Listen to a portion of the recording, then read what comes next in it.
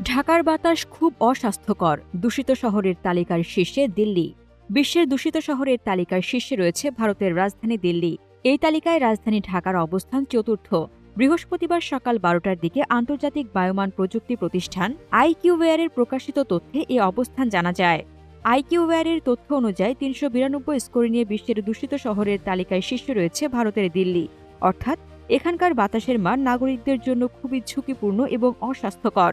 এরপর দ্বিতীয় স্থানে রয়েছে পাকিস্তানের লাহোর, যার স্কোর ২১৩। এছাড়া ২০৪ স্কোর নিয়ে তৃতীয় অবস্থানে রয়েছে উগান্ডার কাম্পালা শহর।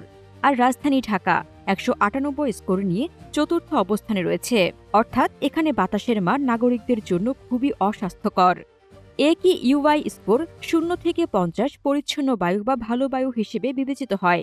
৫১ থেকে ১০০ পর্যন্ত স্কোর মাঝারি হিসেবে গণ্য করা হয়। আর সংবেদনশীল গোষ্ঠীর জন্য অস্বাস্থ্যকর হিসেবে বিবেচিত হয় ১০১ থেকে ১৫০ স্কোর। স্কোর ১৫১ থেকে ২০০ হলে তাকে অস্বাস্থ্যকর বায়ু বলে মনে করা হয়। ১৫১ থেকে ২০০ এর মধ্যে থাকা AQUI স্কোরকে দূষিত বায়ু হিসেবে ধরা হয়। এ অবস্থায় শিশু, প্রবীণ এবং সকল বয়সী নাগরিককেই বাসায় থাকতে বলা হয়। এই পরিবেশে সবাইকেই অফিস আদালতের কাজ না করতে বলা হয়। ২০১ থেকে ৩০০ এবং এর ঊর্ধ্বে থাকা AQUI একদম অস্বাস্থ্যকর বলে বিবেচিত হয়, যা নগরের বাসিন্দাদের জন্য অস্বাস্থ্যকর পরিবেশ তৈরি করে।